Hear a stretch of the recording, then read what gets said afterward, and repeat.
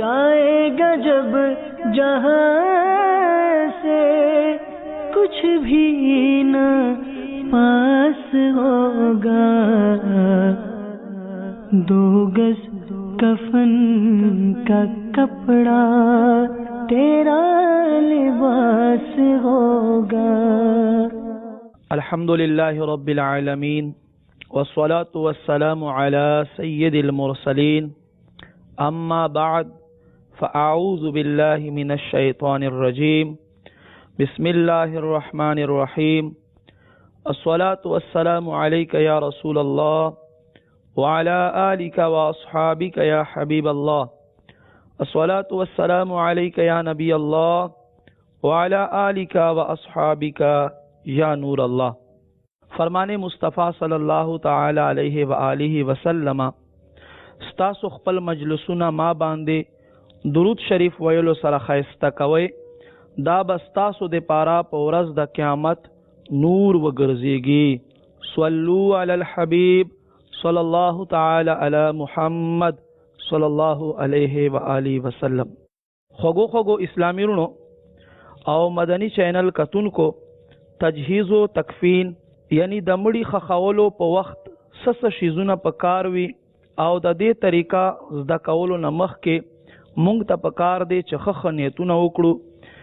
د نیت به دا فایده وي چې بغیر د نیت ثواب نه ملاویږي، او څومره چې نیتونه زیات وي دوره الله رب کریم انسان ته اجر و ثواب هم زیات ورکوي۔ راځئ چې د مړي خخولو نیتونه یوځای وکړو۔ الله رضا د پاره با مړي خخولو کې عیسی علما فرض کفایه باندې عمل کولو د پاره با په مړي خخولو کې عیسی علما یو مسلمان رور حق په ادا کوما، ټولو کارونو کې با الله رضا د پاره عیسی علما، د مړي والو همدردی د پاره با عیسی پکې علما، اکثره عیسی با ځان په اودس کې ګرځوما، مرحوم لا رشتہ دارانو باندې با انفرادی کوشش کوما چې مدنی ماحول سره وابسته شي، خپل ځان د پاره مرحوم او د مرحوم کور والو د پاره با دعای خیر کوما، خلاف شرع کارونو نه با د منع کولو کوشش کوما، مرحوم د پاره ایصال ثواب بکوما، او د مرحوم کور والو ته مرحوم ایصال ثواب د پاره رسائل تقسیمولو او مدنی قافلو کے سفر کولو ترغیب باور کوما انشاءاللہ عز وجل۔ د مړي خخولو احکام نمخ کے راځي امیر اہل سنت امیر دعوت اسلامی حضرت علامہ مولانا ابو بلال محمد الیاس عطار قادری دامت برکاتهم العالیہ یو حکایت بیان کړی دی چې هغه حکایت واورو او دې سره مونږه عبرت حاصل کو۔ باپ کی لاش جلانے کے لیے لکڑیاں لے آؤں، 2001 عیسوی میں ہونے والا یہ واقعہ زمزم نگر حیدرآباد پاکستان سے تعلق رکھتا۔ چنانچہ ایک مالدار شخص کا انتقال ہو گیا، لوگ اس کے عالیشان بنگلے میں جمع تھے۔ مرحوم کا 19 سالہ جوان بیٹا جو کہ ماڈرن اسکول میں پڑھتا تھا، کہیں جانے کے لیے ایک دم جلدی میں اٹھا۔ کسی نے اس جلدی کا سبب پوچھا تو بولا میرے والد صاحب میرے ساتھ بڑی محبت کرتے تھے، میں نے سوچا کہ آخری وقت اپنے ہاتھوں سے ان کو کچھ خدمت کر لوں، چنانچہ ان کی میت کو جلانے کے لیے میں خود لکڑیاں لے آؤں گا۔ یہ سن کر لوگوں کی حیرت کی انتہا نہ رہی کہ اس کا باپ تو مسلمان تھا، پھر اس کو جلانے کے لیے لکڑیوں کا کیا کام؟ غور کیا تو سمجھ آئی کہ اس نادان نوجوان نے غیر مسلموں کی فلموں میں لاشیں جلانے کے مناظر دیکھ لیے ہوں گے، تو اس کے ذہن میں یہ بات بیٹھ گئی ہوگی کہ جو بھی مر جائے اس کو جلانا ہوتا ہے۔ بہرحال اس کے مرحوم والد کو دفن کیا گیا۔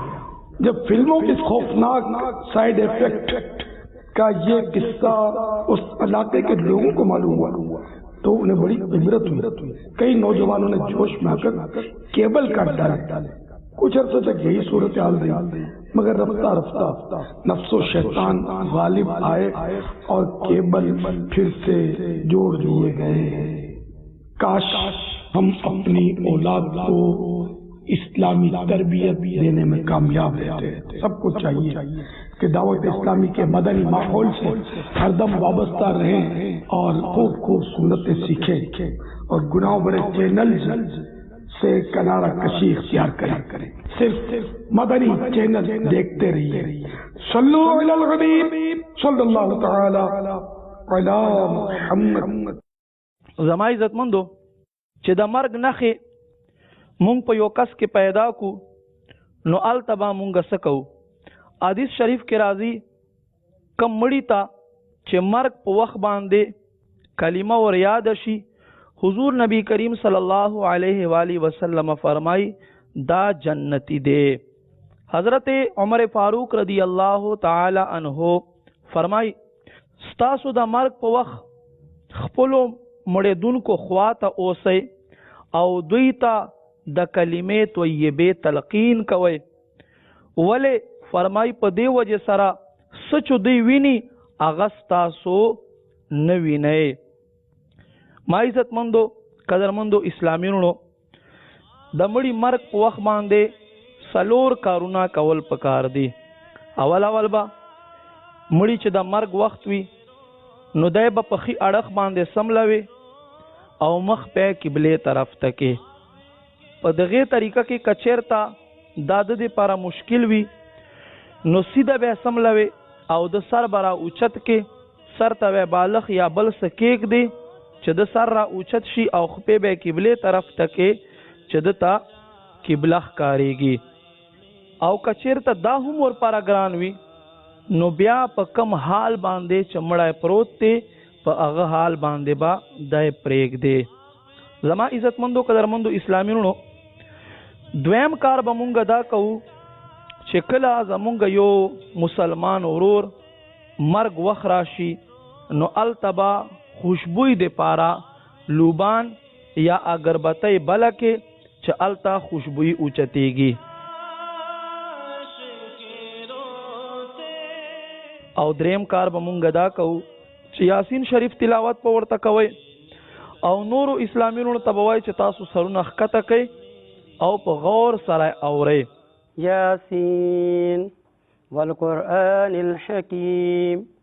زما خوږو اسلامیونو څلورم کار به دا کوئ چې مړي تبا په اوچت آواز سره تلقین کوئ، یعنی د خوا تبا په اوچت آواز سره اشهد ان لا اله الا الله و اشهد ان محمدن رسول الله دا به بار بار وای د پارا چې دتا په آخر وخت کې کلمې طیبه په جبه باندې ورد او ذکر ور نصیب شي او د اخیره خاتمه په ایمان سره نصیب شي۔ اشهد ان لا اله الا الله واشهد ان محمد رسول الله۔ اشهد ان لا اله الا الله واشهد ان محمد رسول الله۔ امیر اہل سنت مدنی وصیت نامه نه مدنی ګلونه امیر اہل سنت فرمای په وخت ازل قدن هر یو کار سنت مطابق کوي، سیده بمړای سملوي او قبله ته مخ کړئ او یاسین شریف تلاوت په ورته کوي او اخر وخت پورې با په اوچت आवाज سره د خواته د کلمې ذکر کوي۔ د روح قبض کېدان بعد هر عمل سنت مطابق کوي، مثلا تجهیز او تکفین په وخت کې ډیر خلق راغونډولو په وجه سره انتظار کول دا نه دی پکار، ولې چې دا سنت نه دی۔ بهار شریعت په څلورمه حصہ کې بیان شوی احکام مطابق عمل وکړئ او مزید تفصیل دے پارا مزید دے باندې ځان پوی کولو دے پارا کتاب تجهیز و تکفین صفحه نمبر 93 تر 83 پورې مطالعه وکړئ۔ صلو علی الحبیب صلی الله تعالی علی محمد صلی الله علیه و آله وسلم۔ روح قبض کېدان بعد با سکوي۔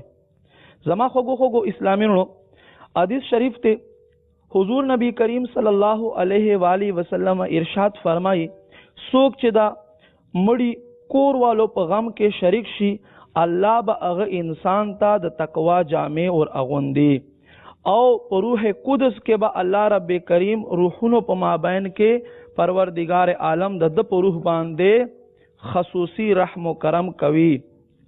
روح قبض کې دان رستو شپږ مدني ګلونو باندې عمل کول پکار دي.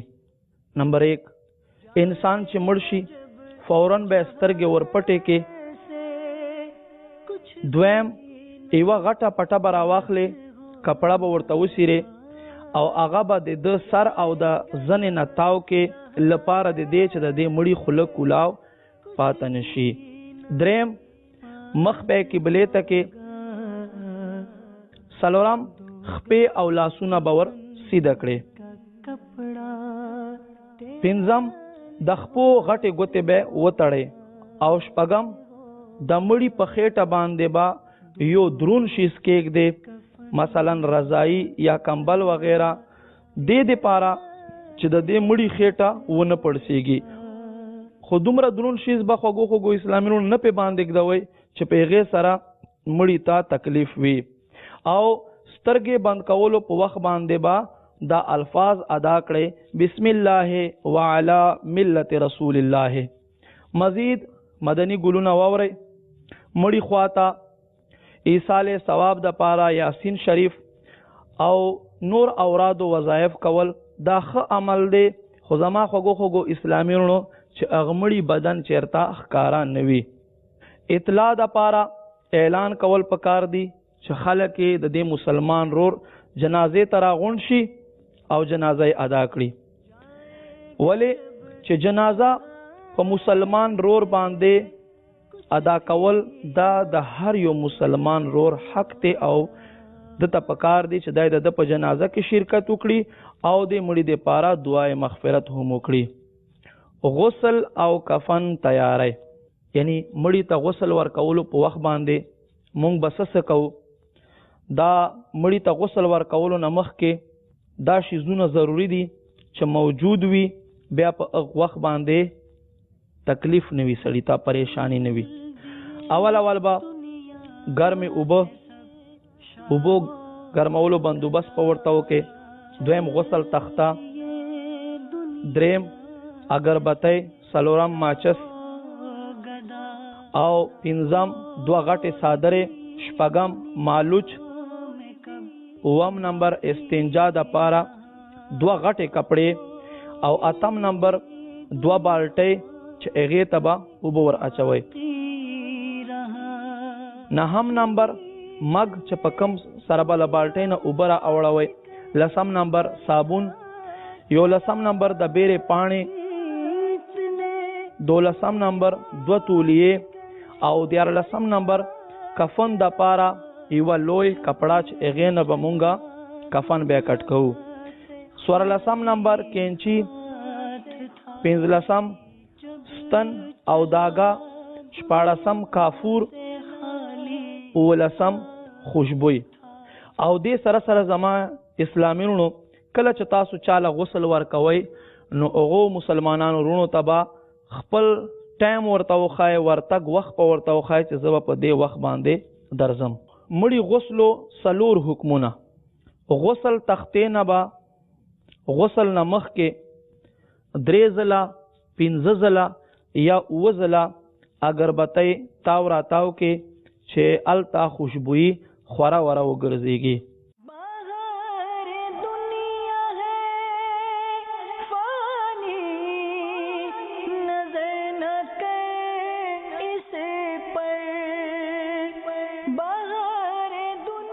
دویم نمبر مړی به په تخته باندې سملوي.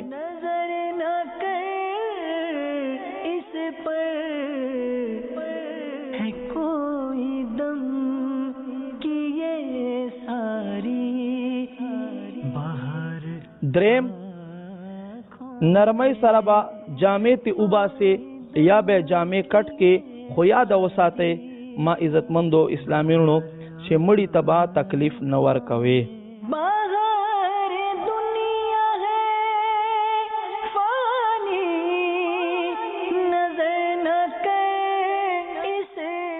څلورم نمبر نامې نه تر زنګنونو پورې به د بدن په یوې غټې کپړې سره پټ کې، داسې کپړه چې په وخت لمدولو سره هم بې ستري نه کېږي او د دې مړي جسم نه تښکارېږي.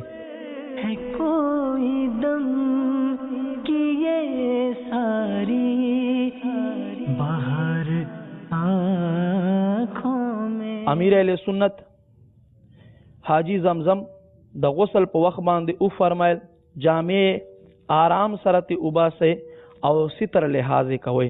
باہر دنیا ہے فانی نظر نہ کر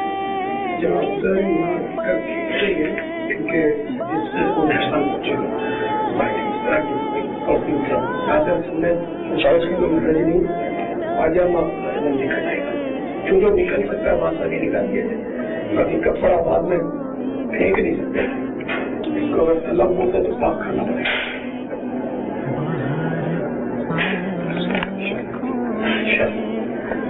کمر میں ہاتھ چھوڑ کے کمر بھی وہ سستا ہو رہا تھا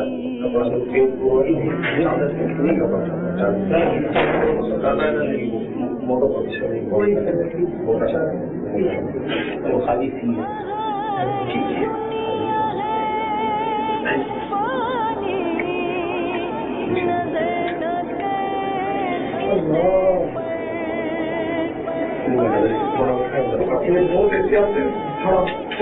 پھٹے کو نیچے کا پھیلا نکالو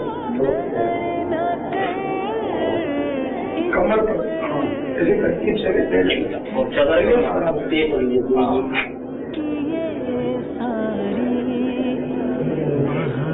سر کی طرف سے اٹھیں گے، پہلے سر کی طرف سے اوپر کرے چادر وہ پھیلا نیچے اگر چادر نہ بھی رکھنی ہو تو چاروں طرف سے یہ چادر چاروں سے اٹھی ہے، چادر جو موجود ہے نا اٹھی ہے یہ ہو جائے گا. ہاں اچھا بھائی یہ چادر کا مطلب بولے بس ٹھیک ہے اجازت نہیں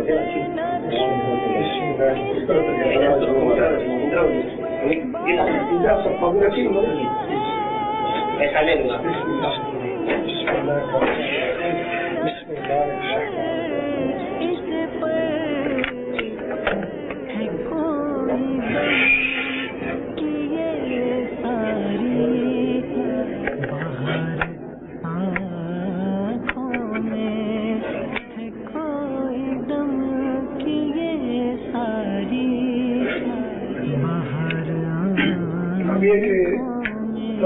ان کا جو ہماری ہم تصرف نہیں کر سکتے. انہوں نے دو تعویذ میرے دو تعویذ یہ تعویذ جو ان کے بارے میں اب یہ کہ جو وصولت دیں گے وہ بھی اس میں مخصوص گوئندہ دیں گے، باقی سب بات دیں گے. یہ اپنے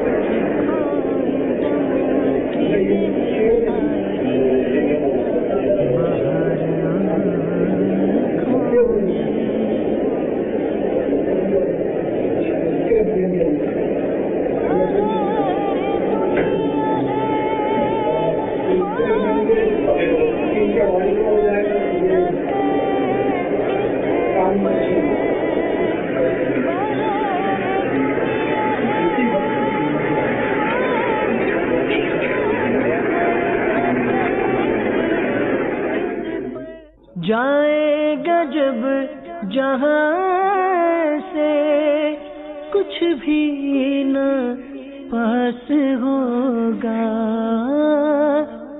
جائے گا جب جہاں سے کچھ بھی نہ پاس ہوگا، 2 گز کفن کا کپڑا تیرا لباس ہوگا. او دے تفصیل دے پارا مزید طریقہ کار دے پارا اگورے تجہیز و تکفین صفحہ نمبر 3 والا تر 3 پورے صلو علی الحبیب صلی الله تعالی علی محمد صلی الله علیه و آله وسلم. زما خوږو اسلامینو، اوس پمونګه د اوبو تفصیل واورو چې مستعمل اوبه څه ته ویلی کېږي او اوبه څه وخت مستعمل کېږي، څه وخت دوی د پاکي لایق وي او د پاکي لایق نه وي. کومې اوبه چې بدن سره میلاو شي هغه پاکې دي، خو اوس استعمال شوې، لہذا په داسې اوبو سره بیا غسل یا اودس کول جایز نه دي. دقسې رنګه بې اودس سړي لاس یا ګوته یا د بدن بله څه حصه اوبو ته دننه کړه، هغه اوبه هم مستعملې وګرځېدلې. لس په لسنه کمو اوبو کې چې لاس وغیره ورکې نو هغه اوبه مستعملې وګرځېږي. لس په لس څه ته وایي؟ ما عزتمندو، یو داسې تالاب یا یو داسې خوړ چې هغه هیر چاپیره څلور واړه طرف ته د ټوټل 225 فوټ وي او یو فوټ کې 12 انچونه وي. نو په دې مناسبت سره چې یو خور یا تالاب دومره وي نو هغه کې که څوک لاس هغه کې نو هغه نه اوبه مستعملېږي، بې اودسه لاس پکې ولګي. او دې نه کمې چې وي هغه هر چې څومره وي، خوا که د اوبو ټینکی وي یا بل څه وي، نو هغې سره بې اودسه سړي یا چا باندې غسل فرض شوي وي او لاس یې پې باندې ولګي نو دې سره به هغه اوبه مستعملې وګرځېږي. دقسې یو کس چې غسل په فرض وي، که د هغه هم څه حصه ټچ شي نو بیا مستعملې اوبه وګرځېږي. مړي ته غسل ورکولو په وخت باندې اسراف نه ځان بچ کوئ. دومره اوبه استعمالوئ چې تسلیس سنت ادا شي، یعنی 3 ځله کوم سنت دی هغه چې ادا شي. مړي ته غسل په وخت باندې مړي ته به لاس نه ور وینځئ، نه به د خولې ته اوبه اچوئ او نه به د پوزې ته اوبه اچوي، بلکې ښه خبر دا دی، ښه طریقه دا دی چې کپړه به ورته لمده کې او هغه به د دې مړي په شونډو باندې په غافونو باندې راکاږي او بیا به د پوزې په سروو کې هم راکاږي او هغې نه بعد به بیا وچه داګه پکې یعنی وچه کپړه راکاږي. او مناسبې اوبه به هلې استنجا کولو په وخت که ناپاکي نه وي نو لږ اوبه هم کفایت کوي. امیر اهل سنت فرمایي داسې صورت اختیاروي چې اوبه هم کمې استعمال شي او اودس او غسل هم سنت مطابق ادا شي. ولې فرمایي په ورځ د قیامت په یوې قطرې او د یوې ذرې حساب کېږي. اوبو مزید تفصیل د پاره وګورئ د امیر اهل سنت رساله د اوداسه طریقه او دې سره سره مزید تفصیل د پاره وګورئ کتاب تجهیز و تکفین صفحه نمبر 309 تر 311 پورې. 3 ځله به مخ ور وینځئ او 3 ځله به دواړه لاسونه تر څنګلو پورې ور وینځئ او بیا به د سر مسه ور وکړئ او بیا به 3 ځله د خپو اډوکو پورې دواړه خپې ور ووینځئ. او داس نرستو سر او ګیره به ور وینځئ، بیا به مړی په ګس طرف باندې سملوي او اوبه به پې ورتوی کې دا حصه خي طرف والا حصه بیا ور صفا کې، بیا به دا مړی په خي طرف باندې سملوي او ګس طرف والا حصه به ور صفا کې او دینه بعد به مړی معمولی شانت اوچت کې او په خېټه باندې به زور وکې چې سوي چې هغه ښکته لاړ شي. خو یاد وساتئ زما خوږو اسلامینو، په دې وخت کې بې ستري خلکو نه زیاته کېږي، نو بې ستري سره به خیال کوئ داسې نه چې زمونږ مسلمان رور فرض مونږ نه ښکاره نه شي. دې سره به ډېر خیال ساتئ. او بیا به سر نه تر خپو پورې کافور اوبه پې راتوی کړې. د کافور اوبه یو مګ هم کافي دي. زما خوږو اسلامینو، اوس راشئ چې د مړي غسلو طریقه مونږ په تفصیل سره واورو. اول زما عزتمندو، مړی ته به تخته کېږدې او تختې نه به 3 ځله یا 15 ځله یا 9 ځله اگربتی تاو را تاو کې دې پاره چې خدا نه خواسته کمړی نه چیرته خبوی نه راځي نو هغه به په دې سره بند شي. زمین اندر سمانا ہے تیرا نازک بدن بھائی جو لیٹے سیج پھولوں پر یہ ہوگا ایک دن بے جان اسے کیڑوں نے بیا به هغې نه بعده مړی په دې تختې باندې سملوئ او د ده آرام آرام سره د ده جامې به له ده نه وباسئ او که چېرته د جامو باسلو صورت ګران وي نو ښه خبر دا دی چې جامې به په آرام سره له ده نه کټ کړي. هغې نه بعد به په مړي باندې یوه داسې غټه کپړه واچوي د ده نامې نه والا تر ده زنګنو پورې او ښه خبر دا دی چې هغه کپړه د ده په سینې باندې پرته وي نو په دې سره به د ده شرمګاه حفاظت زیات وي. خو یاده وساتئ زما خوږو خوږو اسلامي وروڼو چې هغه کپړه به داسې وي چې په لمدولو سره د دې بدن سرخي د دې مړي بدن نه تښکارېږي. ولې چې مړي ته کتل هم دقسې منع دي چې څنګه ژوندي ته کتل منع دي. بیا به زما خوږو خوږو اسلامي وروڼو مړي ته اول استنجا ور وکې او په لاس باندې به کپړه ورته وخېجوي. مناسب اوبه به الې زیاتې اوبه به نه استعمالوي. دې نه بعد به ده ته اودس ورکوي خو د مړي په اوداسه کې د ده لاسونه تر مړوندونو پورې مینځل او د خولې ته اوبه اچول او د ده پوزو ته اوبه اچول دا د مړي په غسلو کې یعنې مړي په لامبا کې نشته دی. بلکې اول به په لاس باندې به د کپړه خېجولي د غسلو په وخت باندې د ده په شونډو باندې به لمده کپړه راکاږي په غاښونو باندې به راکاږي بیا به د ده په پوزه کې کپړه راکاږي بیا به هغې نه بعد وچه کپړه راکاږي دا هغه به ور وچ کړي چې په خوله کې اوبه پاته نه شي. هغې نه بعد به سر ور ووینځي ګیره به ور ووینځي او صابون به پې باندې راکاږي بیا به د ټول په بدن باندې کپړه به د په لاس خېجولې وي او دقسې صابون به له سر نه تر خپو پورې راکاږي. هغې نه بعد به دی په ګس طرف باندې سملوي او ښي طرف باندې به اوبه پې توی کې بیا به په ښي طرف باندې سملوي او ګس طرف باندې به اوبه پې توی کې او غسلو نه بعد ما عزتمندو چې غسل ورکوي چې ویې لمبوي لږ شانتې به راپورته کې او په خېټه باندې به زور وکړي چې څه یې په خېټه وي چې هغه په آرام سره وځي. که څه د ده له بدن نه خارج شي راوځي نو هغې باندې به اوبه توی کې او بیا به دی سملوي او بیا به له پاسه اوبه پې باندې توی کې او یو مګ به کافورو اوبه پې باندې واوړوئ. خدا یاد وساتئ زما عزتمندو چې یو ځل اودس چې ور وکې او غسل ورکې او بیا له خېټه نه څه راوځي دویم ځل به دته غسل نه ورکوي بلکې څه چې راوځي هغې باندې به اوبه توی کړي او د ده په بدن باندې به هم اوبه واوړوي او بیا به په تولیې سره د ده بدن وچ کړي. یو ځل په ټول بدن باندې اوبه اچول فرض دي او 3 ځله اوبه اچول سنت دي او بغیر د ضرورته اوبه په ده باندې نه دي تویول پکار ولې چې په ورځ د قیامت به د یوې قطرې او د یوې ذرې حساب وي. صلو علی الحبیب صلی الله تعالی علی محمد صلی الله علیه و آله وسلم.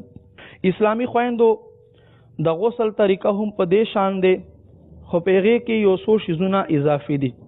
هغه دا دي زما خوږو خوږو اسلامي وروڼو که د ښځې په بدن څه کالی وي په لاسو باندې بنګړي وي په غوږو باندې کانټې وي وغیره وي یا په پوزه کې څه وي نو هغه به تیلرې کړې صابون او شیمپو دواړه استعمالولی شي خو په زیات استعمال سره په ویښتو کې زک پاته کېږي لہذا زیات استعمالولو نه به ګریز کوئ. یو مدني ګل واورئ مړي په غسل او په خخولو کې جلدی یعنی تادیبه کوئ. حدیث شریف کې راځي او د دې ډیر تاکید هم شوی دی مفتی احمد یار خان نعیمی رحمت الله تعالی علیه فرمای د مړي په خخولو کې تعدی کوي.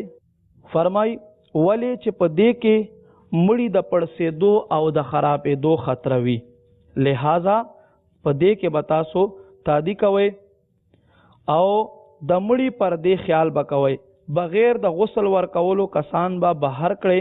جائے گا جب جہاں سے کچھ بھی نہ پاس ہوگا، 2 گز کفن کا کپڑا تیرا لباس ہوگا، 2 گز کفن کا کپڑا تیرا لباس ہوگا. او خود ستر خیال با کوي. غسل په وخت قبله ته مخ کړئ یا به سر کړئ او بهتر دا دی چې غسل ورکوونکې د مړي خپل وي، یعنی څوک مړي ته غسل ورکوي ښه خبر دا دی چې هغه د مړي خپل وي، او که نه وي بل کس ورکوي نو په کار دی چې هغه ښه ایماندار او پرهیزګار انسان وي. مړي سره به خوشبوئی تاو را تاو کړئ، یعنی د په کفن باندې به خوشبوئی ولګوئ، او کدا نوی کفن ورکولو نه مخکې چې ته داسې د بدبوئی صورت وي نو بیا به د خواته الته خوشبوئی وګرځوئ اگربتی وغیرہ په صورت کې چې هغه بدبوئی ورکه شي. بقدر ضرورت د مړي اعضا یعنی اندامونو تا تر ضرورت پورې نظر کړئ، بغیر د ضرورت به نه ګورئ. او اوس غسل به څوک ورکوي؟ سړی ته به سړی غسل ورکوي، ښځې ته به ښځه غسل ورکوي، او ماشوم الک ته ښځه غسل ورکولی شي، او وړکوټې جینۍ ته سړی غسل ورکولی شي. خدا یاد وساتئ دومره به وي چې هغه حد شهوت ته رسېدلی نه وي. مړي ته ویښتو کې ګومنځ ورکول یا نوکان د مړي کټ کول یا د بدن ویښته کټ کول خوږو اسلامي رونو ناجایز او حرام دی. دې نه به ګریز کوئ. حکم دا دی چې په کم حال کې دی په هغه حال به دفن کړئ، او که نوک یې مات شوی وي نو کټ یې کړئ، او که ویښته یا نوکان چا ور کټ کړي وي نو هغه به چېرته غوزاروئ نه، بلکې ورسره به د په کفن کې کېږدئ. غسل نه بعد بدن کې چې څومره سوراخونه دي دا ږدولی شي، خو بهتره دا دی چې نه دي ږدول پکار. او په سترګو کې رانځه لګول، سترګې مړي ته ورتورول دا خلاف سنت دی. د اسلامي خویندو مدني ګلونه واورئ، که په نوکانو یې نیل پالش لګولی وي، نوکان یې شنه کړي یا سره کړي وي چېرته رنګ په ذریعې سره، که مړي ته تکلیف نه وي نو صفا یې کوي، او دې دپاره زینور هم استعمالولی شي. مرګ نه بعد زینت یعنی مړی ښایسته کول ناجایز دي. امیر اهل سنت مدني وصیتونه راشي چې یو څو وصیتونه وورو. فرمای ما ته د باریش اسلامي رور غسل راکړي، او داسې اسلامي رور چې هغه پابند سنت وي. امیر اهل سنت فرمای سید ما ته غسل راکول دا زه خپل ځان دپاره بې ادبي ګڼم. غسل په وخت باندې ستر پوشي ډیر خیال کوئ. کفن په آب زمزم ووینځئ شي نو دا به ډیره بهتر وي، یا د مدینې منورې په اوبو سره ومینځئ شي نو دا به ډیره بهتر وي. امیر اهل سنت فرمای کما ته په سر باندې یو سید امامه شریف وروتړي نو دا به ما دپاره ډیره ښه خبره وي. خدا یاد وساتئ شریعت حکم دا دی چې علماو او مشایخو ته په سر باندې امامه ورتړلی شي، او دین علاوه عوام دپاره منع دی. مزید طریقہ کار دپاره وګورئ تجهیز و تکفین کتاب صفحه نمبر 15 تر 4 سل پورې. راځئ چې اوس د کفن معلومات وورو. حضور نبی کریم صلی الله علیه و آله وسلم فرمای څوک چې یو مړی ته کفن ورکی الله عز وجل با دغه انسان ته د مرګ په وخت باندې د سندس لباس ور اغوندي. یعنی د ورېخمو لباس په الله رب کریم دته ور اغوندي. مړی ته مرګ نه پس کم لباس چې ورکولی شوي هغه ته کفن ویلی کېږي او دا کفن مړی ته ورکول فرض کفایه دی. او کفن سنت دا دی چې مړی د پاره 3 شیزونه پکار دي. ایوا لفافه، دویم ایزار او دریم کمیس. او د ښځې اسلامی خویندو په کفن کې 2 شیزونه زیات دي. 3 شیزونه د سره 2 شیزونه نور زیات دي چې هغه یو سینه بند دی او بلا لوپټه دی. او خنثی مشکل د پاره هم 15 کپڑے پکار دي. خو خنثی مشکل ته هم د ورېخمو کپڑے ورکول منع او ناجایز دي. کفن کټ کولو 2 مرحله. په چوڑائی کې با کفن پاو کم 2 غزه وي او په لمبایي کې با 2 میټره کپڑا واخلے. جان ٹھہری جانے والی جائے گی روح رگ رگ. اول با لفافه کټ کئ د مړي سر او خپونه چې تیروي چې پکې تړلای هم شي. کھیل کتنوں کا بگاڑا موت نے قبر میں میت اترنی ہے. دویم ایزار هغه دویم نوم تیبند هم دی. دا به د مړي سر نه تر خپو پورې وي. جگہ جی لگانے کی دنیا نہیں ہے، یہ عبرت کی جا ہے تماشا نہیں ہے. او دریم هغه ته کمیس ویلی کېږي. دا به مړي د اوږو نه واخله تر زنګنونو پورې وي، خو زنګنونه به پټ وي پکې، ولې چې هغه هم پرده کې شامل دي. کیسے کیسے ہوئے نامور بے نشاں، کیسے کیسے زمین کھا گئی نو. بیا به کمیس کومه طریقه دی هغې طریقې مطابق کټ کړئ. او د ښځو 2 شیزونه زیات دي، سینه بند او لوپټه. سینه بند به له سینې نه والې تر پتون پورې وي. عبرت کی جا ہے تماشا نہیں ہے سونے والے. رب کو راضی کر کے سو، کیا خبر اٹھے نہ اٹھے صبح کو، کیا خبر کہ تیری صبح ہو نہیں. او لوپټه به روستو ده منځ لا نه والې د ښځې تر مخ پورې به را اوچته کې. او لوپټه به په چوړای کې د یو غوږ نه تر بل غوږ پورې وي. لوپټه تقریبا 1.5 غز پکار دی. د کمیس نه پاته شوی کپڑے نه هم جوړولای شي. نہیں ہے یہ عبرت کی جا ہے تماشا نہیں. کفن مړی ته څنګه ورکول پکار دی؟ حضور نبی کریم صلی الله تعالی علیه و آله وسلم خوک فرمان دی. فرمای مړو ته کفن خیسته ورکوي. فرمای ولې؟ په دې وجه سره چې دا په ښه کفن باندې خوشحالېږي او بل ځګي کې راځي چې دا یو تر بله فخر په باندې کوي. او سپین کفن ورکوي، مړو ته سپین کفن ورکوي. او زما عزتمندو کم از کم دومره به ورکوي چې اختر تبا د کمې جامې اخیستلې، هغوی جامو باندې به د کمې پیسې لګولې، هغې پیسو په اندازې برابر سره به دومره قیمتي کفن ورکوي. کم الک یا جینۍ چې حد شهوت ته ورسي هغه ته به پوره کفن ورکوي. او دې نه کم الک ته یوه کپړه ورکولی شي او جینۍ ته 2 یعنی لفافه او ایزار ورکولی شي. خو دواړو دپاره بهتره طریقه دا دی چې پورا کفن ورکولی شي. مزید تفصیل دپاره وګورئ تجهیز و تکفین صفحه 290 تر 109 پورې. په دې کې به تاسو ته پورا معلومات حاصل شي.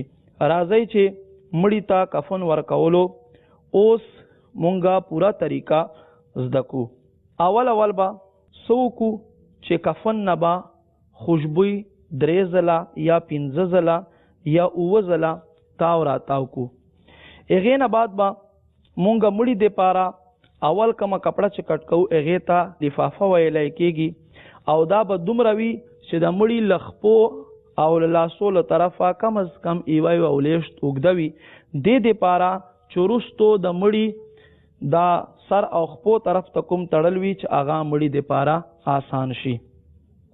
دویم به مونږه مړي ته چې کومه کپړه ورکو ازار یا تیبند چې ورته ویلی کېږي دا به د مړي سر نه تر خپو پورې وي. او دریمه کپړه به چې هغې ته کمیس ویلی کېږي دا به د مړي له اوږو نه والا تر زنګنونو پورې خو چې زنګنونه یې پټ شي پکې د دې برابر به کو بیا ډبل کو. خو د دې کټ کولو طریقه به دا وي چې دا به مونږه په اوږدواله کې یو طرف ته راوړو او په منځ کې به معمولی شانتې تیوالو چې هغه به د دې مړي مرۍ خواته جوړیږي. بیا به ښي طرف ته لږ شانتې کټ کو او ګس طرف ته بیا لږ شانتې کټ کو چې بیا مړی وردننه کولو په وخت باندې یو طرف مونږ را اوچت کو او مړی په اسانۍ سره وردننه کړلی شي. او د ښځې کمیز کټ کولو طریقه به دا وي چې مړي کمیز هغه په اوږو کې کټ کېږي سیده او د ښځې وال سینې طرف ته به لږ شانتې کټ کې چې د ښځې سر په آرام سره پکې تیر شي. نو په دې طریقې سره به د مړي کفن کټ کې د کفن ورکولو نیتونه. اوس مړي ته کفن ورکوي دې نه مخکې پکار دی چې مونږه ښه نیتونه وکړو. راځئ چې تاسو مونږ هم دا سره دوره وکړو او زده یې کړو چې مړي ته کفن ورکولو په وخت کم نیتونه کول پکار دي. الله رضا د پاره به مړي ته کفن ورکوم، فرض کفایه به ادا کوم، ضرورتا ملګرو ته به د کفن طریقه هم خایمه، د کفن دفن سنتونه به ورته خایمه.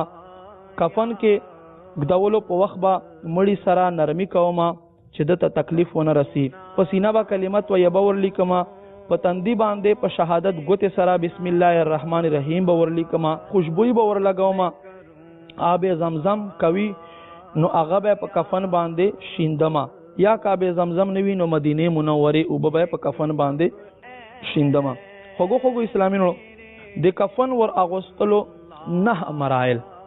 نمبر 1 کفن ته خوشبوئی ورکول. کفن د پاره کپڑے نه داګه یعنی پټای جوړول چې پیغه سره کفن تړلای کېږي.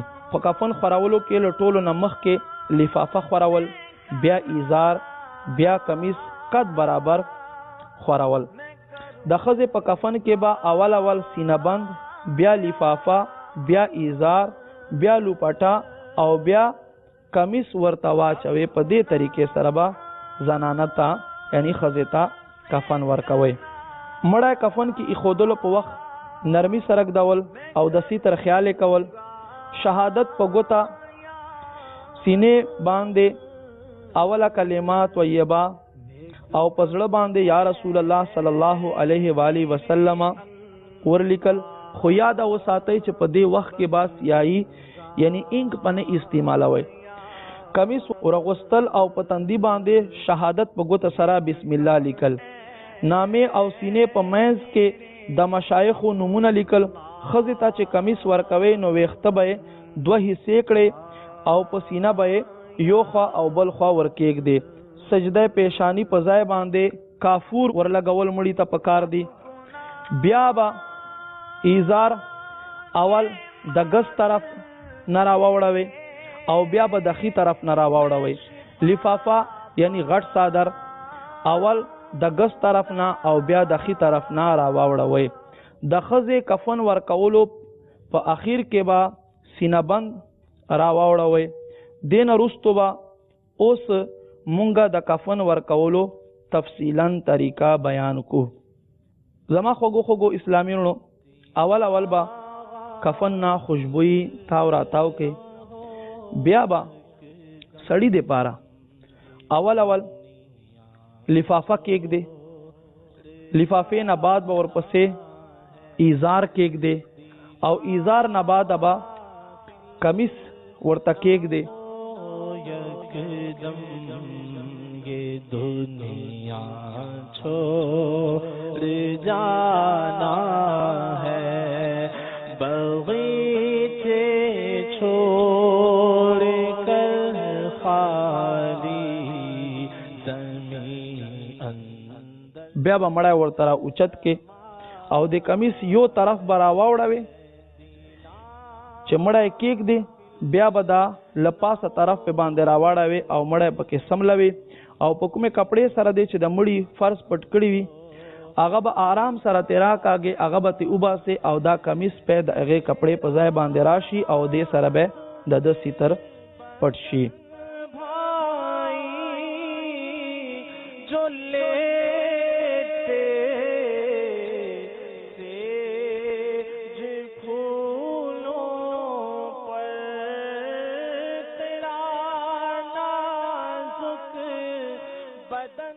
بیا به ورپسې ما عزتمندو قدرمندو ایزار ګس طرف نه یعنی تیبند ګس طرف نه را واوړوئ، بیا به ښي طرف نه را واوړوئ، بیا به لفافه چې ورته ویلی کېږي چې په سر او خپلو طرفه اوږده وي هغه به ګس طرف نه را واوړوئ او بیا به ښي طرف ته را واوړوئ او په دې طریقې سره به ما عزتمندو دا ور وتړې. نہ ہو یکدم یہ دنیا چھوڑ. په منځ کې سینې خواته او خېټې خواته که دوه پټې د ده ملا نه ښکته د ورته ایښودي او پې باندې وې تړې نو دا به ښه خبر وي.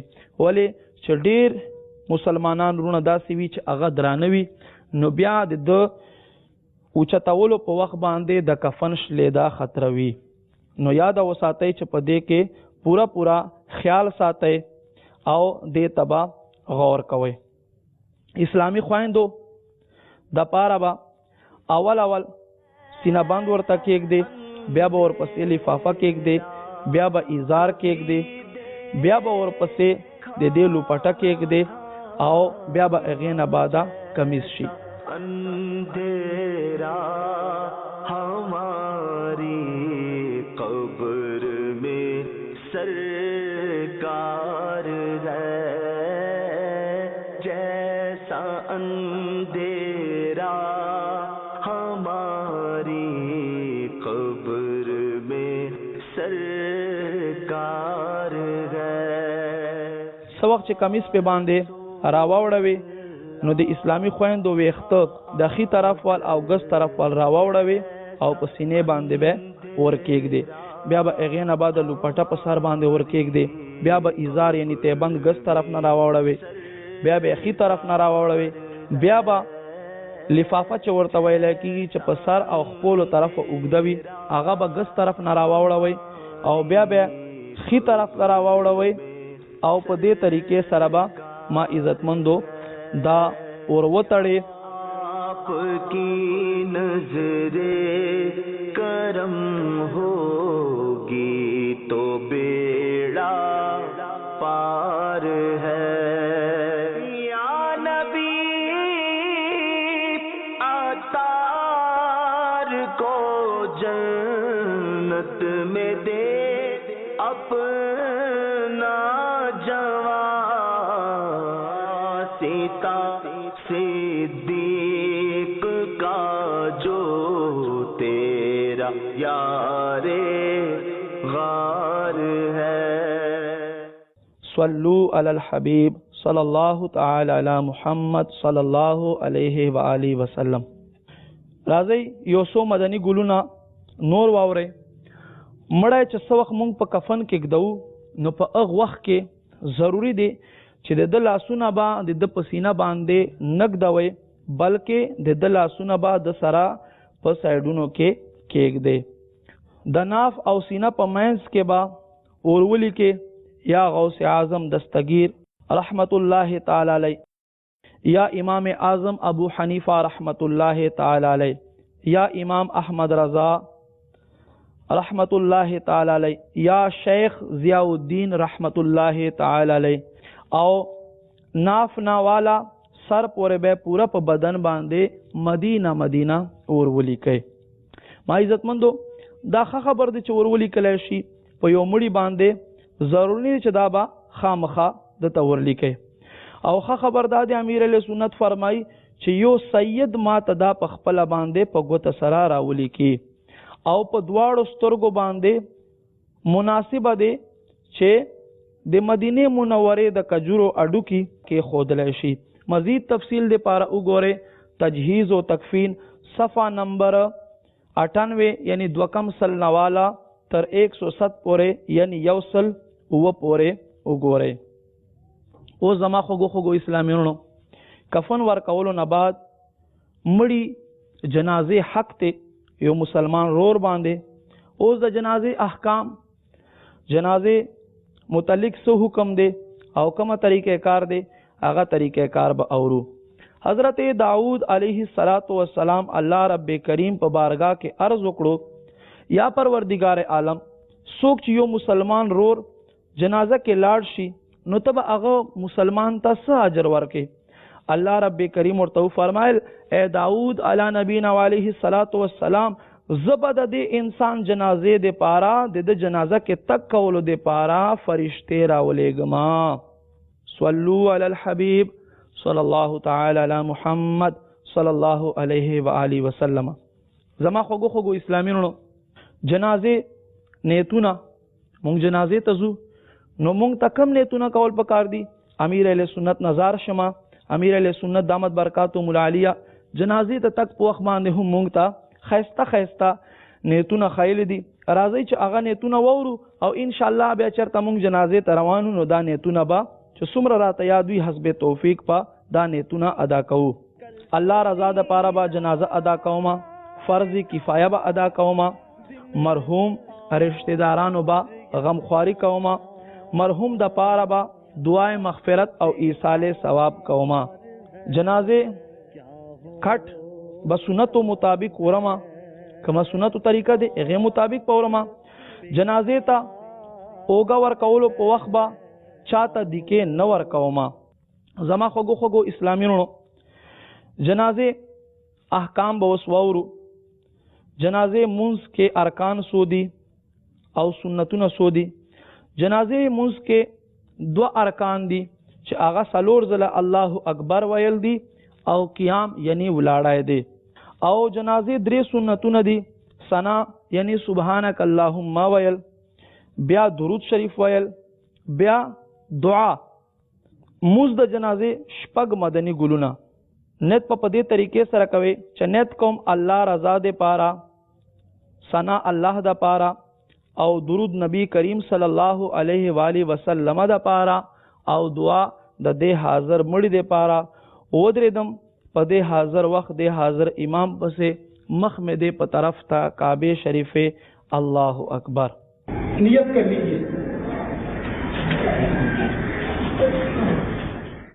نو جنازه طریقہ کار بداوی چې اول امام الله اکبر وکي نو تب هم الله اکبر ور سره وکي بیا به سبحانك اللهم شروع کې پدې کې یو لفظ زیات ته وجل ثناؤک الله اکبر.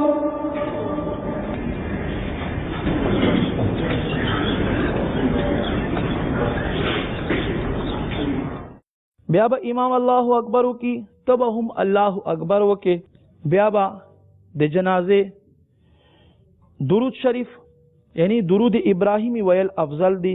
درود ابراهیمی با وای الله اکبر.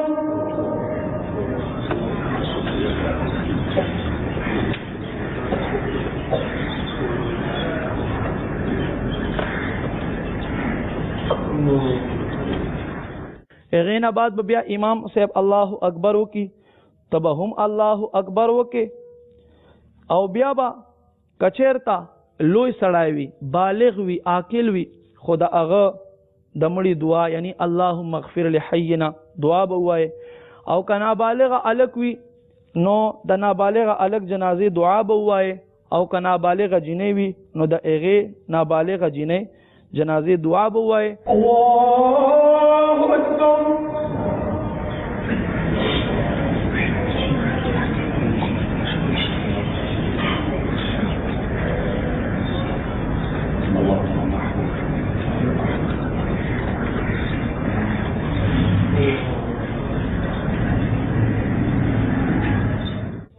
دین بعد با امام الله اکبرو کی تب هم الله اکبرو کې دواړه لاسونه به آرام سره پریک دی او امام چخی طرف ته او ګس طرف ته سلام ګرځوي تب هم خی طرف ته او ګس طرف ته سلام وګرځوي. الله اکبر. السلام علیکم ورحمۃ اللہ. السلام علیکم ورحمۃ اللہ. ما خوږو اسلامي نو حضرت مالک بن انس رضی الله تعالی عنہ نا دنیا نه تګ نه بعد چا په خوب باندې ولیدو تپوس ته وکړو ما فعل الله بک الله رب کریم اے حضرت انس بن مالک رضی الله تعالی عنہ تاسو سره سم معاملہ وکړه دور ته فرمایل چې الله رب کریم په ما باندې مهربان شو او د یوې کلمې په برکت سره ز وبخلما وی هغه کلمه مال حضرت عثمان غنی رضی الله تعالی عنہ نه اوریدلې و. حضرت عثمان غنی رضی الله تعالی عنہ با سو وخت جنازه وکتلا نو د دخل مبارک نه بدا الفاظ راوتل سبحان الحي الذي لا يموت. نو فرمای لہذا ما بهم چې جنازه ولیدا دا کلمه به مې وی او رب کریم دې کلمې په برکت سره ماتا بخنا عطاو فرمایلا. صلوا علی الحبیب صلی الله تعالی علی محمد صلی الله علیه و آله وسلم. د مړي په تعلق د مونږ د جنازه او شرایط. نمبر 1 مړی به مسلمان وي، یعنی څوک چې مړ شوی وي مسلمان به وي، مسلمان جنازه له به ورځي. نمبر 2 بدن او کفن پاک. نمبر 3 مړی موجود دل. نمبر 4 جنازه پزمکه ایخودل یا پلاس باندې خو چې نږدې وي او که زناور وغیرہ کې وي نو بیا جنازه مونږ نه کېږي. نمبر 5 مونږ کون کې یعنی چا باندې چې جنازه ادا کېږي هغه به امام ته سناسد د حصہ مخامخ وي. فرض عیسای پټول پکار دي، فرض عیسا به اخکاری نه. که فرض عیسای اخکاری نو بیا د دې مړی جنازه نکېږي. او که یو مړی نه زیات مړی وي نو بیا په دې زیاتو مړو کې یو مړی با سنا صحیحا امام ته مخامخ وي. اوس راځي زما خوږو اسلامینو چې د دې او واړه شرایطو تفصیل بیان کو. یعنی ما خوږو اسلامینو اول د مړی مسلمان دل لازمی دي. مونږ چې چا باندې جنازه ادا کو هغه به مونږ ته پته وي چې دا مسلمان دی، بیا به مونږه د جنازې ته ورځو. دویم پاکی ضروری دی چې هغه مړي ته غسل ورکړی شوی وي او کفن هم پاک وي. دریم مړی به موجود وي. څومره به موجود وي راځئ چې د دې تفصیل هوس مونږ واورو. کل یا نصف خو سره د سر موجود دل دا ضروری دی. نصف به وي خو سر به خامخاوي. دغه سه ما عزت مندو قدرمندو جنازه با پز مکه باندې پرتوي یا که په کټ باندې پرتوي بیا هم کېږي، خو یاد اوساته په گاڑی کې یا په سورلې باندې په زناور باندې جنازه پرتوي بیا جنازه نه کېږي. او چا باندې چې جنازه کېږي هغه با قبله طرف ته پروت وي، کروستو توي جنازه مړای با قبله ته مخامخ پروت وي، کروستو طرف توي نو ما خوږو اسلامینو دغه سړی هم جنازه نه کېږي. او فرض عیسای پټول پکار دي، فرض عیسا به اخکاری نه. که فرض عیسای اخکاری نو بیا د دې مړی جنازه نه کېږي. راځي چې یو څو مدني ګلونه واورو هغه احکام سره تعلق ساتي چې جنازه منز اول حق چاته دی بیا ورپسې چاته دی. زما عزت مندو حکم د شریعت دا دی چې جنازه حکم اول د جنازه منز چه دی هغه بادشاہ اسلام ته دی. کا هغه نوی بیا قاضی پکار دی، که هغه هم نوی بیا خطیب د جمعه پکار دی، او که هغه هم نوی بیا امام الحی یعنی د محله جماعت سکم امام وی، او که هغه نوی نو بیا ولی خاص ته.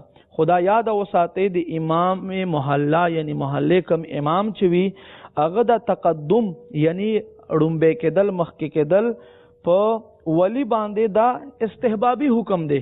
کچیرته هغه هم موجود وي او یو ولی په باندې را مخکې شي نو بیا پروا نشته دی. جنازې نه وروستو مړي ته دعا کول مستحب عمل دی او په حدیث شریف کې د دې ډیر تاکید شوی دی. حضرت ابو هریرہ رضی اللہ تعالی عنہ نے روایت تے ابو داود شریف حدیث تے فرمائی تاسو چې مړی باندې جنازې منځ وکئ بیا په خلوص زړه سره یعنی په خالص زړه سره حضور علیه السلام فرمائی دتا دعا کوئ. مفتی احمد یار خان نعیمی رحمت اللہ تعالی علیہ فرمائی جنازې نرستو دعا سنت هم دے او صحابہ کرام طریقہ هم دے. چنانچہ نبی کریم صلی اللہ تعالی علیہ وآلہ وسلم نجاشی بادشاہ چی جنازہ او فرمائلا نو جنازے نه بعد دعا هم ورته وکړه. او حضرت عبداللہ بن سلام رضی اللہ تعالی عنہ ایو ورځ جنازې موز نه پاتو چې دایره ورسېدو نو خلکو جنازې موز کړو د आवाज ورکړو اے خلکو جنازې نه خو زه محروم شوم خو اوس می دعا نه ما محروم کوي دعا کې هم ما تاسو در سره شریک کړئ. خو ما خوګو اسلامینو ایوا شیطانی وسوسه چې مونږه پزړونو کې راځي اغا ډیر خلک وای چې فقهای کرام خو جنازې نرستو دعا کولونه منع کړی ده. نو یاد وساتئ ما خوګو اسلامینو فقهای کرامو مطلقاً دعا کولونه منع نه ده کړي بلکې اغا منع په دې وجه سره کړی دا چې خلک په ولاړه باندې دعا ورته کوي نو داسې بخکاریږي چې دا جنازې منځ کومه دی اوږد شولو لہذا دعا ور پارا کوي خو په ناست سره کوي یا چې صفونه مات شي یا دومره دعا اوږدول چې تدفین کې تاخیر راشي نو په دې وجه سره فقهای کرامو دینا منع کړی دا. اے اللہ ابو جنید حاجی زمزم رضا کی مغفرت فرما. یا اللہ ان کی قبر نور مصطفیٰ صلی اللہ تعالی علیہ وآلہ وسلم سے روشن ہو جائے. الہ العالمین مرحوم نے دعوت اسلامی کی بڑی خدمت کی خصوصاً مدنی انعامات قفل مدینہ کے خاص داعی تھے خاموشی اور نگاہوں کی حفاظت کے. یا الہ العالمین ان کی قبر کو محبوب کے نور سے پر نور کر دے. یا اللہ ان کی قبر کو جنت کا باغ بنا دے. الہ العالمین ان کی بے حساب بخشش کر دے اور ان کی قبر و جنت کا باغ بنی رہے. یا الہ العالمین پیارے حبیب کی ساری امت کی مغفرت آمین بجاہ النبی الامین صلی اللہ تعالی علیہ وآلہ وسلم. یو کسنا تکبیرونه پات شول نو هغه با څه کوي د هغې څه حکم دی.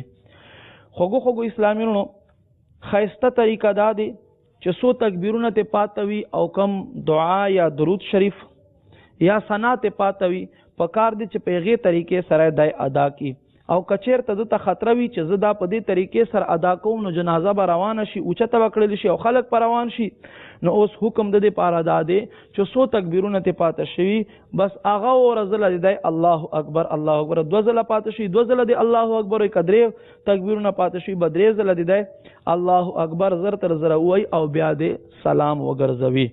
الله اکبر اللہ السلام علیکم ورحمۃ اللہ اللہ السلام علیکم ورحمۃ اللہ اللہ اکبر السلام علیکم ورحمۃ اللہ السلام علیکم ورحمۃ اللہ. او زما خوږو اسلامینو دې چپړو سو حکم دی کچیرته یو سړی چپړې کېړی پخپوي او خپې پکې دن نوي نو بیا ما عزتمندو قدرمندو د دواړو پاک کېدل ضروری دي او که خپې اعتبار کړی وي نو بیا پاک کېدل ضروری نه دي. امیر اهل سنت فرمایي زما جنازه دی یو سید ادا کړي یا د یو سنی عالم با عمل او پابند سنت وي او که هغه نه وي نو بیا یو با عمل او پابند سنت اسلامی رور یا کله اولاد نه آل نه څوک وي نو هغه خو امیر علیہ سنت فرمای زما خواهش داده چې په دې ټولو کې سادات کرامو ته ترجیح ورکړل شي. ما عزتمندو د جنازې موز متعلق احکام د پاره تجهیز او تکفین مزید تفصیل د پاره وګورئ. اوس د جنازې اوړلو طریقې کار بسنګ وي او هغه په وړلو باندې څومره ثواب ملاويږي راشي چې هغه مونږه اوس وورو. جنازې ته سلويخ قدمه اوګه ورکولو سره سلويخ کبیره گناهونه معاف شي. او یو بل روایت کې راځي چې الله رب کریم دا جنازې ته اوګه ورکون کی حتمی مغفرت او فرمایي. اوس جنازه به مونږه څنګه ورو؟ ما عزتمندو اول جنازې خي طرف ته براشه د مړی خي اوګه طرف ته با خپل خي اوګه ورکه او لس قدمه با جنازې کټ اوسه.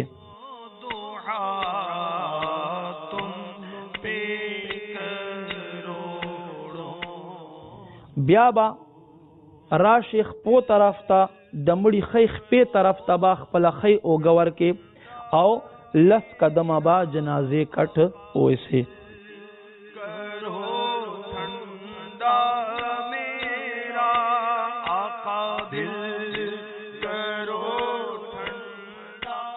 بیا بلاړ شي ګس طرف ته ګسه اوګه تبا خپل ګسه اوګه ور کې او لس قدمه با جنازې کټ اوچت کې ور سره.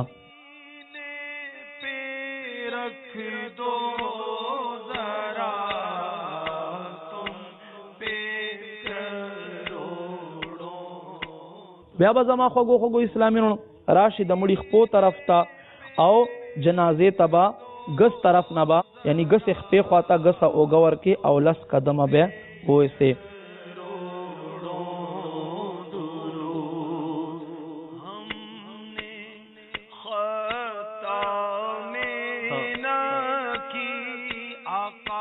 او پکار دی چې اعلان وکړای شي چې الله رضا دې پارا جنازې کټ لس قدمونه اوري. راځي چې یو سو نور مدني ګلونه وورو. معشوم جنازې متعلق معشوم جنازه که یو کس اوچه تکړی وي سحرج پروا نشته دی او کا یو کس نه علاوه یو سو قدمه یو کس وشي به بل تور کی په دې طریقې سره اوري نو بیا هم سپروا نشته دی. خو یاد وساته خزو ته جنازې سره تک کول منع دی خزبا نه پرېږدوي. امیر علیہ سنت دامت برکاتهم العالیہ وصیت نمبر 14 کې ارشاد فرمایي د جنازې وړلو په وخت باندې ټولو سنتونو لحاظ ساتي او امام اهل سنت قصیدہ بردا قصیدہ شریفہ کعبہ کے بدرود جا تم پہ کروڑوں درود دا وائے. فرمائی کعبے کے بدروں دو جا تم پہ کروڑوں درود طیبہ کے شمس و ضحا تم پہ کروڑوں درود. او په دې سره نور اذکار کوي یا دین علاوه علماء اهل سنت نور ناتونه وای او په دې سره تاسو خپل جنازې کټ وړئ. مزید تفصیل د پاره وګورئ تجهیز و تکفین کتاب صفحه نمبر 1 تر 122 پورې. صلوا علی الحبیب صلی الله تعالی علی محمد صلی الله علیه و آله وسلم. خوږو اسلامینو اوس په مونږه د قبر قسمونه بیانو. قبر په 100 قسمه باندې دي. د قبر احکام څه شي دي؟ حضرت برا بن عازب رضی الله تعالی عنہ نے روایت ته فرمای مونږه نبی کریم صلی الله علیه و آله وسلم سره یوزه ایوی جنازه سره لاړو. حضور نبی کریم صلی الله علیه و آله وسلم هغه قبر خواته کینستو او دومره وجړل چې قبر خاورې هم ورسره لوندې شوې. حضور نبی کریم صلی الله علیه و آله وسلم او فرمایل اے زما صحابه کرامو قبر د پارا تیاری کوي. مړی خول فرض کفایه دی. د قبر دو قسمونه دي، یو لحد دی چې هغې ته بغلی قبر هم ویلی کیږي، او دویم چې دی هغې ته شک وایي او دې ته صندوق هم ویلی کیږي. خدا یاد وساتئ دا لحد صرف او صرف په هغه ځمکه کې کیندلی کیږي او جوړولی کیږي چیرته چې ځمکه سخته وي او له پاسه نه را پریوتو خطره نه وي. لکه په مدینه منوره کې اوس خاوره سخته دی، هلته لحد کیندلی کیږي. لحد څه ته وایي؟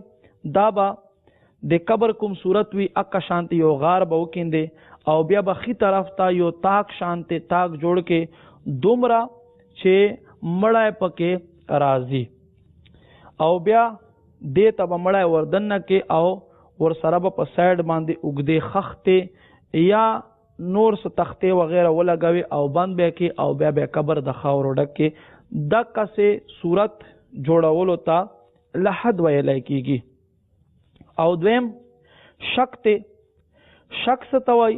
شک دې ته وایي چې په ځمکه کې داسې غار وکیندي او بیا په هغې کې یو څو پیریر وکي په خښتو سره یا په تیږو سره دیوارونه پکې هیر چاپیره را اوچت کی، بیا په هغه کې دننه مړی کېږدي او له پاسه تختې یا سلیټ وغیره څه کېږدي او بیا بند کی، نو دې ته شک ویلی کېږي. د قبر لمبایی او چوڑائی. حضرت عبداللہ بن عباس رضی اللہ تعالی عنہ نا روایت تے فرمائی چې ستاسو مړو ته ښایسته کفن ورکوئ، په وصیت عمل کوئ او جوور قبر ورته کیندئ. حضرت ابو موسی اشعری رضی اللہ تعالی عنہ هم خپلو زامنو ته دا وصیت فرمایلو چې ما ته به قبر جوور کیندئ. او ټول امت په دې خبره باندې عمل دی چې مړی قبر ورته کیندلی کېږي او په ځمکه ایښودل او هیر چاپیره دیوار ته تاو کول دا منع دی. یعنی زما خوږو خوږو اسلامي وروڼو، بعضې ځایونو کې داسې وي چې نن سبا یو دا رواج شروع شوی دی، لکه څنګه چې امیر علیه سنت په خپلې مدنی گلدسته کې دا فرمایل چې بعض قبرستانوں میں میت کی تدفین کے لیے زمین میں گہری قبر نہیں کھودی جا رہی، بلکہ 1 یا 1.5 فٹ کھدائی کرنے کے بعد اس میں بلاک کی دیوار اٹھا کر قبر بنائی جا رہی ہے.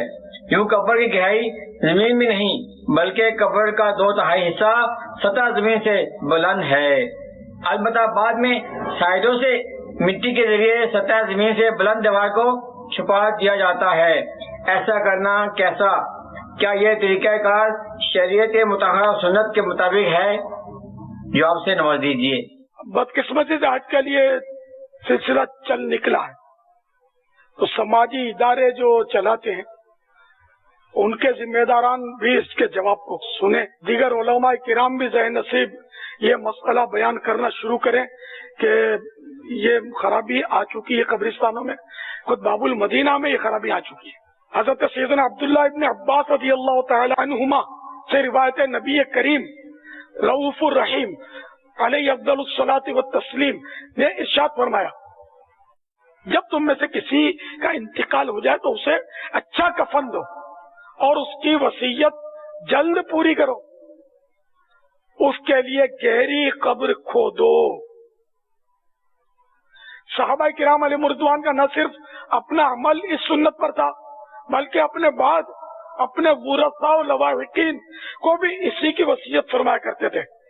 जैसा कि खलीफा दुवम हजरत सैयदना फारूक आज़म रज़ी अल्लाह तआला अन्हु ने वसीयत फरमाई कि इनकी कब्र को कद बराबर गहरा और कुशादा बनाया जाए. यूं ही हजरत सैयदना मूसा अशअरी रज़ी अल्लाह तआला अन्हु ने बवक्त वफात अपने बेटों को वसीयत की कि कब्र गहरी और वसी यानी खुली कुशादा खोदो, और उनके बेटों ने उनकी वसीयत पर अमल करते हुए ऐसा ही किया. तब सवाल में जो कहा गया بالکل خلاف سنت ہے اور امت مسلمہ کے متواتر عمل کے بھی خلاف. یعنی مسلسل یہ عمل چلا آ رہا تھا مسلمانوں میں. اب بعض جگہ یہ سنت جو یہ مٹائی جا رہی ہے اور اس طرح قبریں بنانے کی جو شرعی حکمتیں اور مقاصد ہیں وہ بھی پورے نہیں ہو رہے کہ قبر کو زلزلے اور بارش میں گرنے دب جانے کا خطرہ رہتا ہے. نیز جانور اور مردہ چور لوگوں سے بھی میت کی حفاظت ہونی چاہیے. تو یہ دیوار کے ذریعے جو بنائی جا رہی نا اس میں زلزلہ آیا جھٹکا آیا کہ دیواریں گری مردہ بار, بارش آئی دیوار گری مردہ بار, جانور تھوڑا سا بھی سوراخ پڑ گیا اس میں ایک آدھ اینٹ نکل گئی ایک آدھ دیوار گر گئی مردہ پڑا ہوا جانور اس کو نوچے گا. تو اس میں یہ خرابیاں ہیں. پھر جو لاشوں کے چور ہوتے ہیں لاشیں بھی بکتی ہیں, ان لوگوں کے مزے, کفن چوروں کے مزے, پھر بدبو اس کی پھیلتی ہے تو اس سے بیماریاں جنم لیتی ہیں. قبر کی سب سے بہتر سائز ہے کہ پورے قد کے برابر گہری وہ قبر, یہ بہتر ہے. لیکن شاید آپ نے کہیں بھی نہیں دیکھی ہوگی کہ اس پر عمل ہوتا ہو, الا ماشاء اللہ کہیں عمل ہوتا ہو تو. اور بہتر سینے تک گہری ہو اور گڈ آدھے قد تک ہو, اس کے بعد کچھ نہیں ہے. بہترین جو ہے سب سے فرسٹ جو ہے وہ پورا قد اور اس کے بعد یا تو سینے تک ہو, مگر بہتر وہی تھی پورے قد کی, ورنہ کم از کم آدھے قد تک تو ہو. لیکن اب تو فٹ 1.5 فٹ میں ہی بس ایک کھڈیا کھود کے اس میں رکھ دیتے ہیں بیچارے کو. اس سے بچنا ضروری ہے اور جو بھی ایسا کرتے ہیں وہ مہربانی کر کے اس سے بچیں. ارباب اقتدار بھی اگر کوشش کریں, انتظامیہ, تو اللہ کرے کہ یہ بھی ثواب کے حقدار ہوں گے کہ اس پر بالکل کوئی آرڈر جاری کریں. بعض باتوں پر یہ آرڈر جاری کرتے رہتے ہیں تو اس پر بھی کر دیں کہ سنت کو بھی زندہ اور قانونی پابندی اس طرح کی جہاں بھی ہو تو وہاں مطلب یہ لوگ قانونی کاروائی کریں اس پر, انتظامیہ جو ہے ہماری گورنمنٹ. تو اس طرح یہ برائی ختم ہوگی اور جو اس بری بدعت کو ختم کرے گا اور سنت کو جاری کرے گا انشاءاللہ 100 شہیدوں کا اس کو ثواب ملے گا. دعوت اسلامی کی مجلس تجویز و تکفین کے ذمہ دار اسلامی بھائی نے متعلقہ ادارے کے ڈائریکٹر کو امیر اہل سنت دامت برکاتہم العالیہ کی جانب سے غیر شرعی قبر سے متعلق ایک بیان دکھایا اور ساتھ ہی ساتھ ان غیر شرعی قبروں کی نشاندہی کی. تو باب المدینہ کراچی کے قبرستان کے ڈائریکٹر نے دعوت اسلامی کی مجلس کی کاوشوں کو سراہتے ہوئے ہاتھوں ہاتھ اس طرح کی غیر شرعی قبروں کی روک تھام کے لیے حکم نامہ جاری کیا. جس طرح کہ آپ نے بتایا کہ قبر کی کھدائی جو ڈیپنیس ہے اس کی کتنی ہونی چاہیے, امیر اہل سنت جو ہے انہوں نے جس طرح بات بیان کی ہے اور واقعی شرن جو بھی ہے وہ بہتر جانتے ہیں اور ہم لوگوں کو اتنے شرعی طور پہ واقف نہیں تھے. تو جس طرح کہ آپ نے کہا کہ قبر میں چاہیے کھدائی ہونی چاہیے, تو انشاءاللہ تعالی ہم اس پہ ابھی آپ کے سامنے ہی ہم نے آرڈر بنوانے کے لیے دیا کہ شرن جو بھی ہے فارمیلٹی اس کو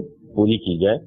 اور ہم تو ان کے بے حد ممنون اور مشکور ہیں کہ انہوں نے ہمیں کسی نشاندہی کی اور ہمیں مطلب گناہوں کی طرف سے روکا ہے. تجویز تکفین کا جو آپ کا یہ ادارہ ہے اس کے ہم کاوشوں کو سراہتے ہیں اور انشاءاللہ تعالی ہم آپ سے وقتاً فوقتاً رہنمائی بھی حاصل کرتے رہیں. کراچی کے دا طریقہ دے باب المدینہ کے چ پزمکا باندے دا سے دے سلیٹ یا دا خخت دیوارون را اوچت کی او مڑای پکے کیک دی نو گورے دا منع دے او دا زمونگا اسلامی طریقے خلاف تے. طریقہ کار دا دے یا با لحدو تا جوڑوے او یا با شک جوڑوے او پا دے طریقے سره با کلاحت جوڑوے نو ما کما طریقہ چھ بیان کر پیغے طریقے سره با بیا مڑای پکے کیک دے. او کا شک وی نو بیا با پیغے طریقے سره چھ غار با ورتاو کین دے او بیا با تر زنگنونو پورے درے یا سلور پیرے با دیوار را اوچت کے بیا پیغے کے دن نا مڑای کیک دے او بیا با لپاسا تختے یا سلیٹ نور سپے باندے کیک دے.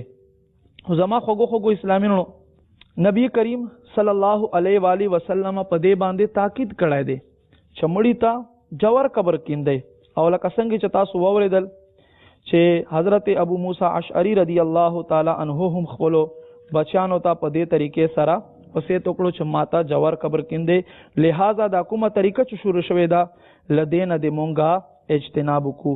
نبی کریم صلی اللہ تعالی علیہ وآلہ وسلم خو فرمان دے فرمائی ستاسو چې مړی ووینئ نو کور والو ته دعا ته ورځئ. فرمای په جنازه کې یو قرات ته، په خخول هم یو قرات ته، او په تعزیت کولو کې هم یو قرات ته. او فرمای دا یو قرات چې دا د احد غره برابر وي.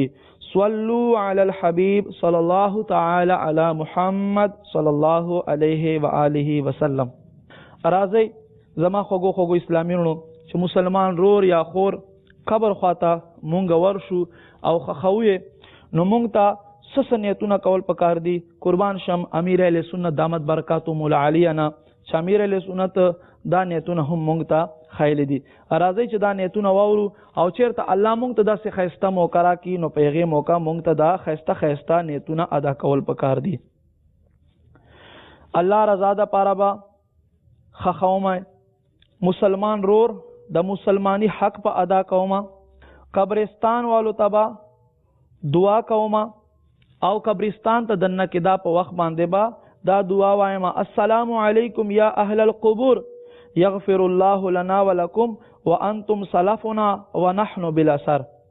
په قبرستان کې با خپې بل خپې ګرځما، په قبرونو با خپې نګداوما او نور تبهم د دې نصیحت کوما.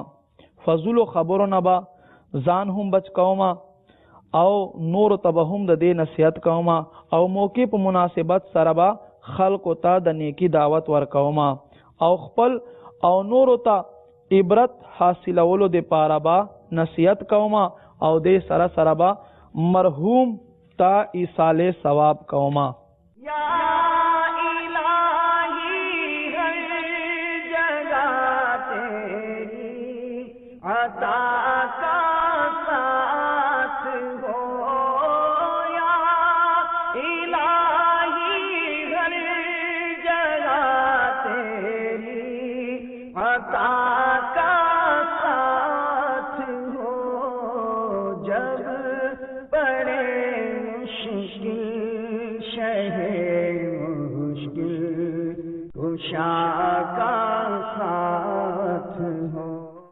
د خخولو اولس مراحل. په قبرستان کې قبر داسې په ځمکه کې کیندل چې الته بل قبر نوي. د قبر لمبایي دا واورئ چې په دې کې مونږ ډیرو کسانو ته مغالطه راځي او ډیر کسان په دې کې خطا کیږي. نو یاد وساتئ زما خوږو اسلامیونو بهتره طریقه دا دی چې قبر دومره وکیندل شي چې څومره دا سړی قد وي او که دومره نه وي نو بیا د نصف قد برابر او په چوړایي کې د نصف قد برابر او په اوږدواله کې به قبر دومره اوږد وي چې مړی په آرام سره پکې راځي، خپو طرف ته یا سر طرف ته تنګ نه وي او د تاسو تکلیف نه وي. دریم نمبر که په قبر کې پخه خخته یا بلاک یو داسې شیز لګېدلی وي چې هغه اور ټچ کړی وي نو ما خوږو اسلامیونو حکم دا دی چې هغه ته به له خټو نه ګاره جوړه کې او په هغې باندې به خټه لنی لمده خاوره راکاږې. دننه په تختو باندې یاسین شریف، سوره ملک، درود تاج شریف او نور اورادو وظایف ویل او بیا به هغه په باندې دم کړي. پنځم مخامخ دیوار کې به تاک جوړ کې پیغه کې عہد نامه، شجره شریف، نقش هرکارا او دین علاوه دیگر تبرکات با کېږدي. او مړی چې قبر ته ښکته کوي نو قبلې له طرفه بیا ورښکته کوي. ښځه ښکته کولو په وخت به پرده لګوي او مکمل ستر پوشي به کوي. ښه خبره دا دی چې ټول د دې خپل وي. قبر ته ښکته کولو په وخت باندې به بسم الله وعلی ملت رسول الله ووایې. نمبر 9 قبر کې مړی خي طرف ته سملول یا مخ یې قبلې ته کول پکار دي او مړی سر خواته به نرمه خاوره وخوروي، ورته کې به ږدي په نرمه خاوره باندې به سرګدوي. چېرته ځمکه ښکته اوبره وي هغلته بیا نه سملوي بلکې په دې سره هم مړي ته تکلیفي پکار دا دی چې ځمکه ورله صحیح کې او نرمه خاوره سر ته بلکې ښه خبر دا دی چې ټول بدن ته خورا وره وګرځوي. او 11 نمبر خخولو نه وروستو سر طرف تبا خورې ورواچوي په لاسونو سره بله پر ډکه کې او دا الفاظ به ادا کې منها خلقناکم. دویم ځل چې لپاره ډکه وي نو دویم ځل به دا ووایي وفیها نعیدکم، او دریم ځل چې خپله لپاره ډکه کې نو دا الفاظ به ادا کې ومنها نخرجکم تارة اخرى.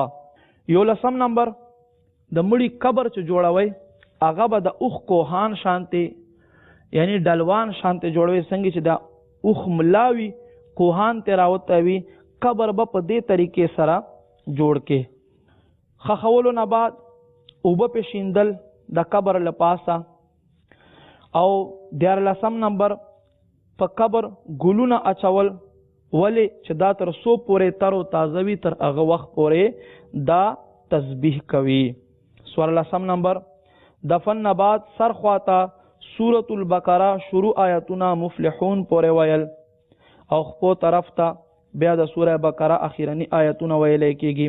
الف لام میم ذلك الكتاب لا ريب فيه هدى للمتقين الذين يؤمنون بالغيب ويقيمون الصلاة ومما رزقناهم ينفقون والذين يؤمنون بما أنزل إليك وما أنزل من قبلك وبالآخرة هم يوقنون أولئك على هدى من ربهم وأولئك هم المفلحون. بسم الله الرحمن الرحيم. آمن الرسول بما أنزل إليه من ربه والمؤمنون كل آمن بالله وملائكته وكتبه ورسله لا نفرق بين أحد من رسله وقالوا سمعنا وأطعنا غفرانك ربنا وإليك المصير. لا يكلف الله نفسا إلا وسعها لها ما كسبت وعليها ما اكتسبت ربنا لا تؤاخذنا إن نسينا أو أخطأنا ربنا ولا تحمل علينا إصرا كما حملته على الذين من قبلنا ربنا ولا تحملنا ما لا طاقة لنا به واعف عنا واغفر لنا وارحمنا أنت مولانا فانصرنا على القوم الكافرين. 15 نه بعد تدفین نه بعد تلقین کول، مړی ته به تلقین وکي. تلقین به په دې طریقې سره کوي، داسې به ووایي 3 ځله اے فلانیا د فلانۍ بچیا، یعنی مور نوم به واخلې ورسره، او 3 ځله به دا ووایي اے فلانیا د فلانۍ بچیا، اے فلانیا د فلانۍ بچیا، اے فلانیا د فلانۍ بچیا. بیا به ووایي اذکر ما خرجت من الدنیا شهادة ان لا اله الا الله وان محمدا عبده ورسوله وانك رضيت بالله ربا وبالاسلام دينا وبمحمد صلى الله عليه وسلم نبيا وبالقرآن اماما. یا زمزم رضا اتاری بن نور جہان، یا زمزم رضا اتاری بن نور جہان، یا زمزم رضا اتاری بن نور جہان.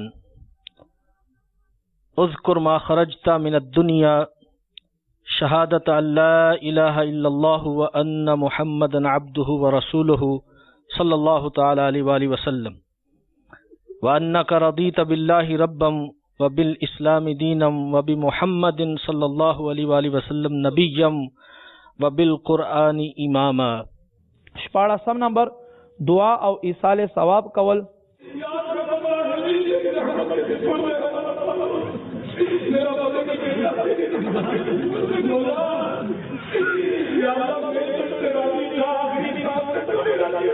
آمین.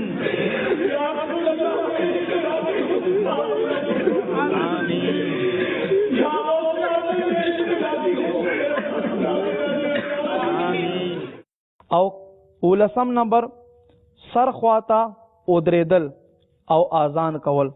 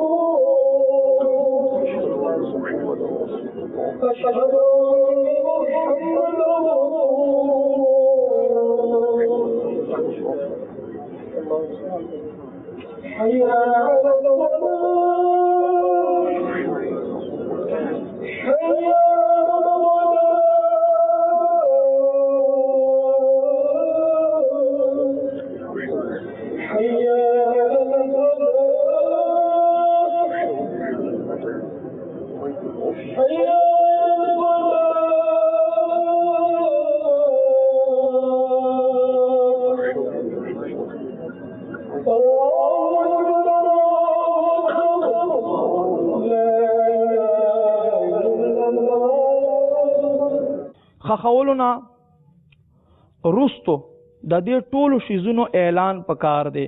مثلا دا ویل پکار دی چې خوغو خوغو اسلامینو زایما تلاوت پکېږي، دعا بوي، اذان بکېږي او تلقین به ورته کېږي. نو ما خوغو خوغو اسلامینو دا تلقین دې د پاره ځکه چې کم مړی ته تلقین ونشي نو شیطان سوخ چې فرشته دنه تپوس کې مر ربو کا نو شیطان دې مړی ته خپل ځان طرف ته اشاره کوي. امیر اہل سنت دامت برکاتهم العالیہ ارشاد فرمایي د ټولو نه بهتر ازمکا جنت البقیع دی. کدا نوی نو بیا په کار دی چې یو د الله دوست په قرب کې خخ کړلای شي. خو یاد ساتئ په ځای غصب یعنی په زبردستی سره ایوا ازمکا اخیستل شوی په هغه کې نه دی خودل پکار، په زبردستی سره ایوا ازمکا اخیستل شوی په هغه کې مړای خخول ناجایز او حرام دی. د دې احکام تفصیل د پاره وګورئ تجهیز و تکفین صفحه نمبر 1 دیشنا تر 1 دو باندې دیش تو پورې. بهتره طریقه دا دی چې قبر ته یو کس ورخکته شي، دو کسان هم ورخکته کېدای شي او کدرې ورکو شي نو پروا نشته دی. او خزبا محرم ورخکته کوي، بل چاته د ښکته کولو اجازت نشته دی.